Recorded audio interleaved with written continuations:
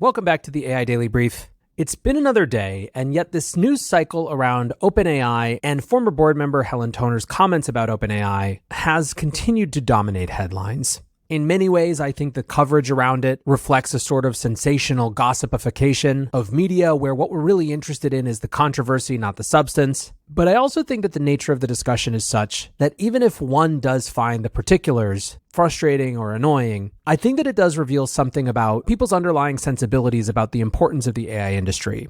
So let's go back and talk about a couple days of announcements and then get into the controversy. Over the last couple weeks, we have, of course, seen a number of high-profile departures from OpenAI. First, we finally got resolution on what was going to happen with OpenAI chief scientist and co-founder Ilya Sutskever. Ilya had been reportedly important in the initial ouster of Sam Altman, but then halfway through the controversy reversed course and came to support Sam coming back. And in the wake of the whole campaign, everyone was wondering what was going to happen. It was one of the questions that Sam Altman got the most in interviews, to which he was always very circumspect. He always said that he hoped he'd continue to work with Ilya, that Ilya was a generational mind, but that he wasn't sure what was going to happen. However, in the middle of May, we found out what happened, and it was indeed Ilya leaving.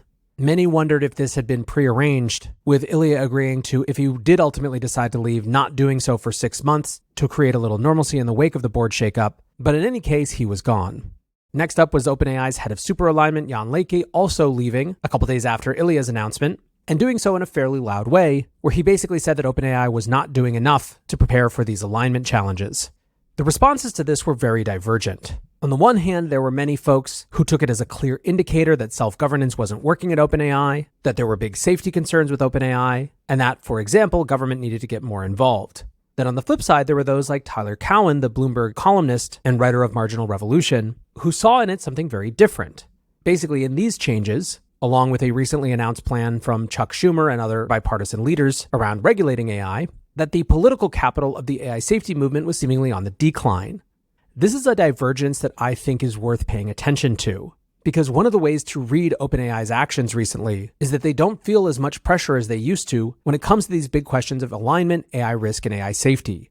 Following up from that, the company did announce a new safety committee. They call it the Safety and Security Committee, and it's basically people who are already at OpenAI. Once again, the responses were pretty divergent, with the AI safety folks being none too pleased with this plan. But for a lot of others, the focus from the announcement was that they were finally discussing whatever would come after GPT-4.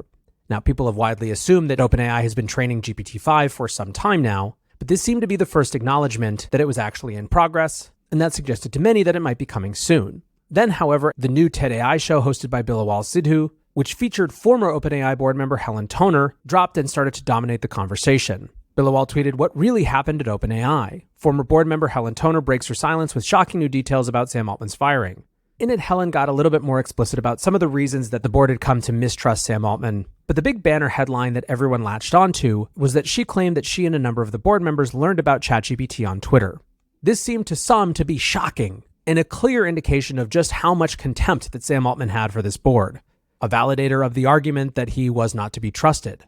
Liam Balling, who notably works for Google Gemini, wrote this past week has raised questions about transparency and employee voice at OpenAI. Now, Liam pointed out that it wasn't just the Helen Toner controversy, but also the dissolving of the previous safety models at OpenAI, as well as the big dust-up around OpenAI HR threatening to claw back vested equity from employees who don't sign non-disparagement agreements. And of course, on top of that is the whole dust-up with Scarlett Johansson and the legal dispute around the Sky voice that they used to debut GPT-4o. And indeed, for some, this was the point, that there was a big pattern emerging here that seems problematic.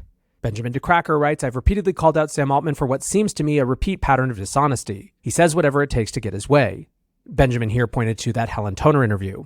However, this wasn't the universal opinion. AdaPi, for example, writes, "Stunning display of incompetence. GPT 3.5 API was released in March 2022. It was wrapped into ChatGPT in November 2022. It went viral. The audacity of we learned about ChatGPT on Twitter."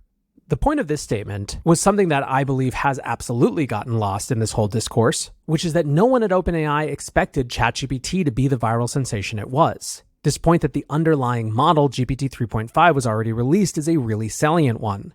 We have a sort of hindsight bias knowing how fast ChatGPT exploded that forgets that it was possible that they had no idea that it was going to be this big thing. To them, it was a meaningful product launch, but really nothing more than a blog post and the latest thing that they were doing. For those board members that weren't in the day-to-day trenches, there is at least an argument that it wasn't in the minds of the OpenAI staff some super important board notification type of moment. And of course, this is what frustrates me about the nature of media discourse right now, is that the thing getting all the headlines, which is this we found out about ChatGPT on Twitter, is actually much less significant than these underlying questions of repeat patterns of problematic behavior, which to the extent that one wants to focus on these things should be the focus here. Still, the reason that I thought it was worth discussing on this show is that one of the things that is clear when you watch the discourse around OpenAI is that everyone has a sense that this technology is going to be hugely socially and economically significant. Because of that, absolutely everything that the leader in that space, at least based on technology state of the art, does undergoes a microscope like normal companies aren't subjected to. It is an indicator to me, hold aside any particular opinions on OpenAI or its leader Sam Altman, that the sense of the importance of generative AI to the future is immense, and that there is likely to be more and not less attention on it in the years to come. Now, a couple denouements to this story, which got lost in all of the controversy. One is that OpenAI has apparently backtracked on previous comments, saying that their mission is not to build superintelligence. From the Financial Times, while OpenAI is racing ahead with AI development, a senior OpenAI executive seemed to backtrack on previous comments by its CEO, Sam Altman, that it was ultimately aiming to build a superintelligence far more advanced than humans. Anna Makanju, OpenAI's vice president of global affairs, told the Financial Times in an interview that its mission was to build artificial general intelligence capable of, quote, cognitive tasks that are what a human could do today. Said Makanju, our mission is to build AGI. I would not say our mission is to build superintelligence. Superintelligence is a technology that is going to be orders of magnitude more intelligent than human beings on Earth. I think this is more than just a bingo game of pick your acronyms. I think there is a big middle space of discussion and people who might be very interested in coming to something close to what we now imagine as AGI, but who don't want to unleash super smart robots that are 10 times better than us at everything on our species.